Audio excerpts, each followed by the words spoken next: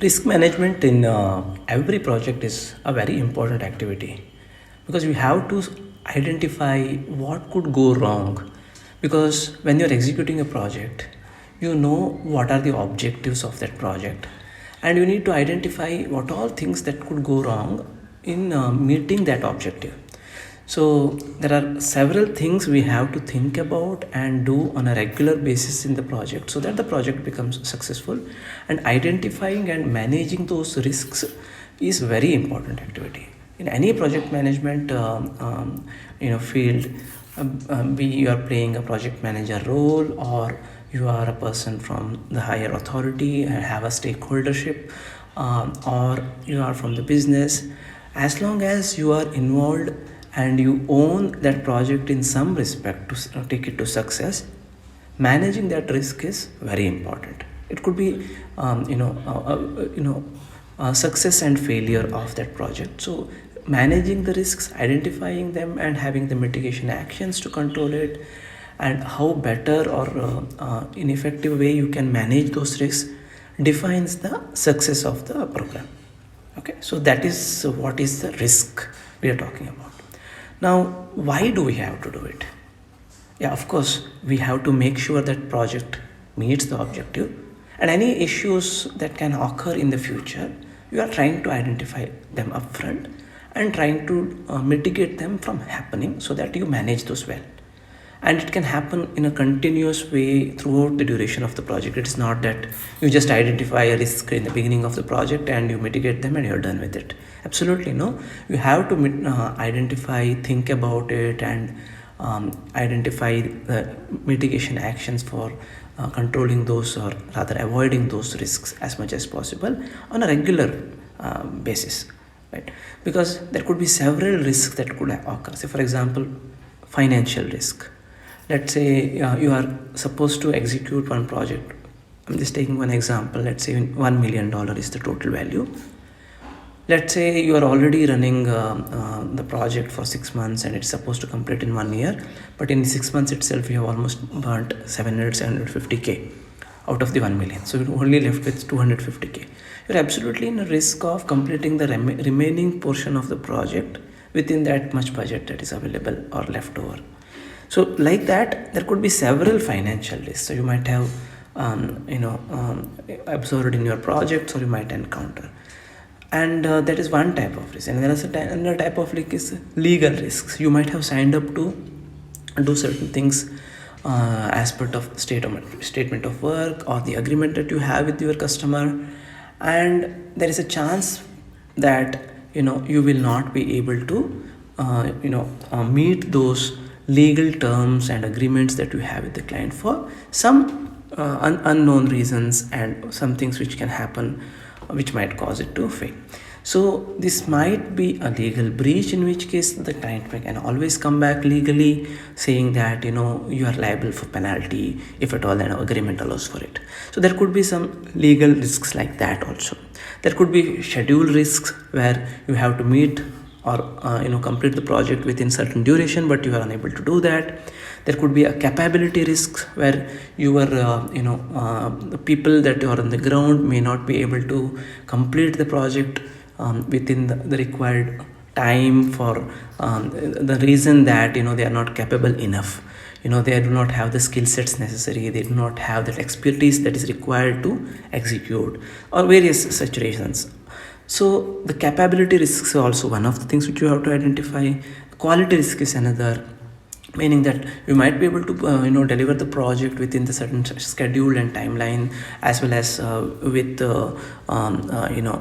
financial boundaries that we have within that budget. However, the quality may be very poor, in which case you end up paying a lot of issues after implementing the project, which will have to bear, as well as the client themselves might point out these quality issues that you have not delivered in a good quality. So likewise, there will be financial, legal, schedule, capability, quality risks, and there will be so many risks that could be there in the project. So if we have to mitigate those risks to meet the objective in a successful manner, and that's why it is prudent to identify what could go wrong and try to figure out how we can correct it even before that's from happening. How can we mitigate it? Okay, and how do we do it? So what I have figured out, at least in my experience, is that one of the very important steps in managing these risks is somebody taking the complete ownership of the project and its tracking, overall health of it, and all the actual happenings on the ground, and honestly identifying what are the real risks involved in this project.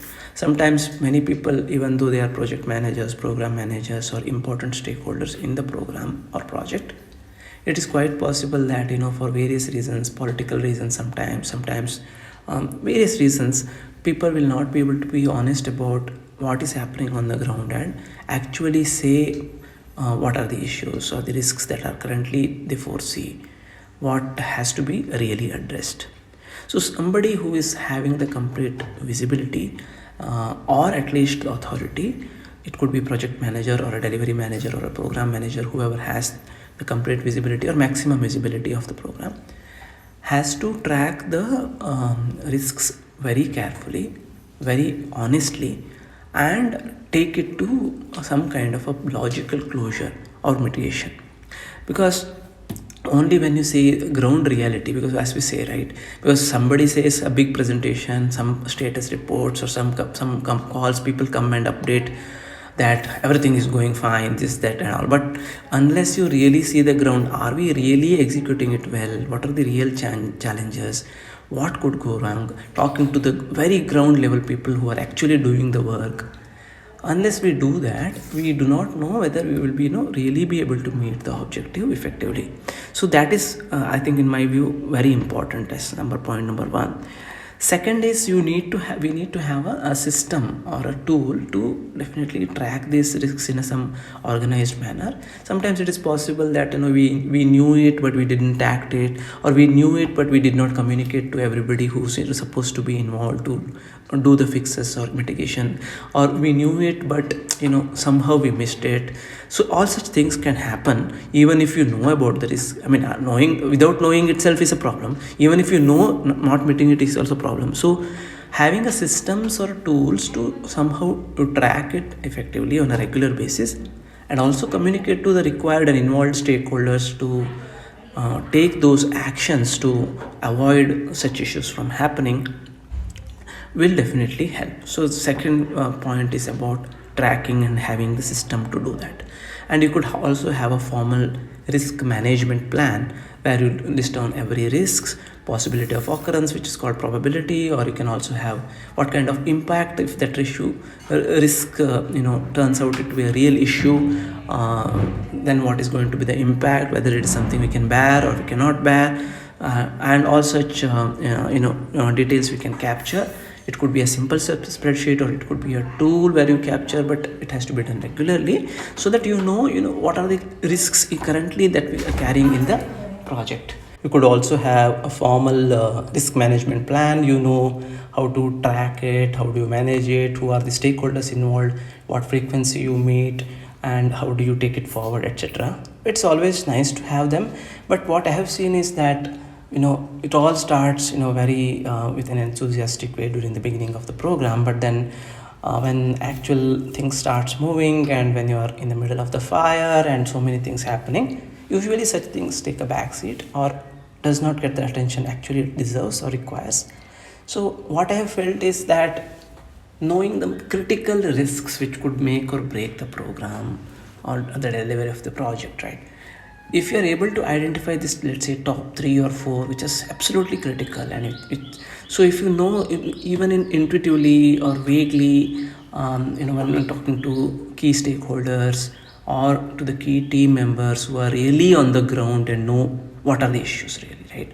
Because tracking at very high level, 1,000 feet high, will not help. If you talk to really ground people who are actually working on it and know what are the problems that could occur or that are currently happening, etc., and try to address those really, then it will help, I think. Because many times what happens is we get lost in so much tracking and so much things come up, etc., which will not add much value unless we really resolve the critical ones which make or break the delivery of the project. So having those top 3 or 4 on a regular basis, even without much of tools or tracking, even then I think it will help. Okay, so and another thing which is important is regarding having a proper roles and responsibilities in the team, because sometimes what happens, oh, we know the risk but we do not really know who really owns it to take to closure. Either the RACI matrix is not clear, who owns what is not clear, or people tend to confuse within themselves to say, I do not want to take this responsibility. So whatever the reason, having a clear ownership of actions to mitigate some of the risks is very important. And needless to say, in all of this, communication is very, very important. You have to communicate to the team members, all the stakeholders, whoever is need to be aware of these risks and possible mitigation, because unless we do that, it will not go to closure unless we proactively track and make sure that these are taken to closure. So risk management is very, very important, and only good part is in recent practices like Agile, for example.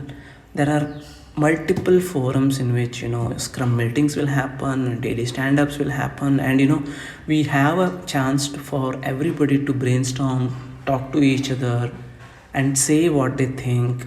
Once you start becoming more and more comfortable within the group, you express what you think we can go wrong, and also it creates a team bonding where you all want to make sure that project goes successful.